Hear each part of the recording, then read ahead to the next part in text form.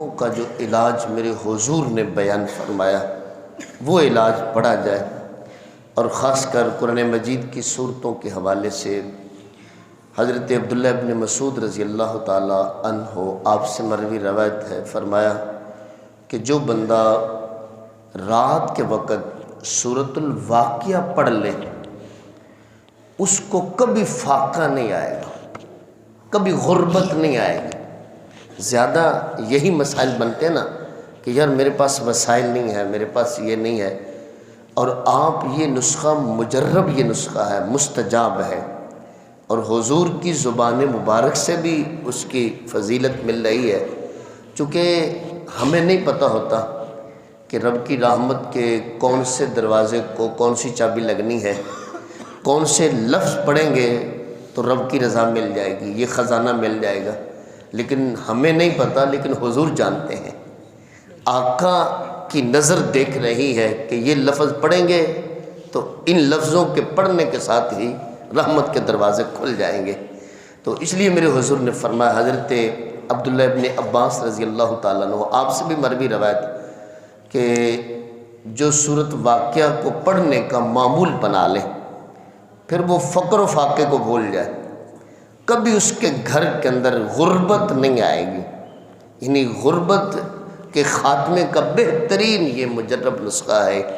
حضرت انس بن مالک رضی اللہ تعالیٰ عنہ آپ سے مروی روایت ہے، میرے حضور نے فرمایا کہ یہ سورت کو اپنے گھر کے اندر عورتوں کو سکھلاؤ اور عورتوں کو یہ یاد کرواؤ، وہ پڑھا کریں، اور جس گھر کی خواتین سورۃ الواقعہ یہ پڑھ رہی ہوں گی اس گھر کے اندر کبھی رزق کی کمی نہیں آئے گی۔ اور یہ بہترین وہ نسخہ سورہ واقعہ، سورہ رحمان سے اگلی جو ہے وہ سورت 3 رکوعوں پر مشتمل یہ سورت ہے۔ ایک بڑا دلچسپ مکالمہ علامہ قرطبی نے رحمۃ اللہ تعالیٰ علیہ آپ نے جو ہے نا وہ لکھا۔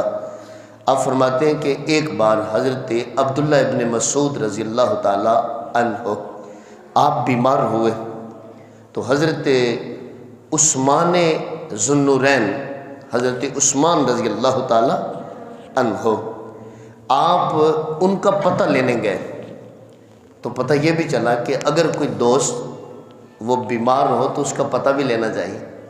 یہ بھی صحابہ کرام کی سنت ہے، میرے حضور کی بھی سنت ہے۔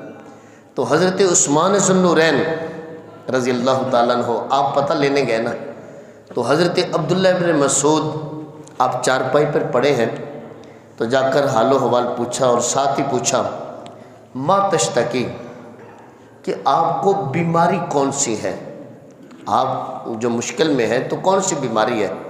تو حضرت عبداللہ ابن مسعود آپ آگے سے جواب دیکھیں، فرماتے ہیں ذنوبی، مجھے بیماری ہے گناہوں کی۔ یعنی میں اپنے آپ پر، حالانکہ صحابہ کرام کے بارے میں ہم تو سوچ بھی نہیں سکتے کہ وہ کوئی ایسے کوئی گناہ یا کمیاں ہوں، لیکن اس کے باوجود جو ہے نا وہ اپنے آپ کو، اصل نا ہمارے معاشرے کے اندر ہے کہ ہر بندہ دوسرے کو پڑھتا ہے، میں نے فلاں کو پڑھا، فلاں کو پڑھا، لیکن کبھی اپنے آپ کو پڑھا ہی نہیں۔ اصل اپنے آپ کو پڑھنے کی ضرورت ہے۔ اور قربان جائیں حضرت ابن مسعود کے جواب پر، فرمایا ذنوبی، مجھے نا اپنے گناہوں کی بیماری ہے۔ تو حضرت عثمان آپ نے فرمایا ما تشتہی، تو پھر آپ چاہتے کیا ہیں؟ تو فرمایا میں چاہتا ہوں رحمت ربی، میں اپنے رب کی رحمت چاہتا ہوں کہ میرے رب کی رحمت مجھے مل جائے۔ اور پھر حضرت عثمان آپ فرمانے لگے کہ افلا ندعو لک طبیبا، آپ کے لیے کوئی طبیب، کوئی حکیم نہ بلا لائیں؟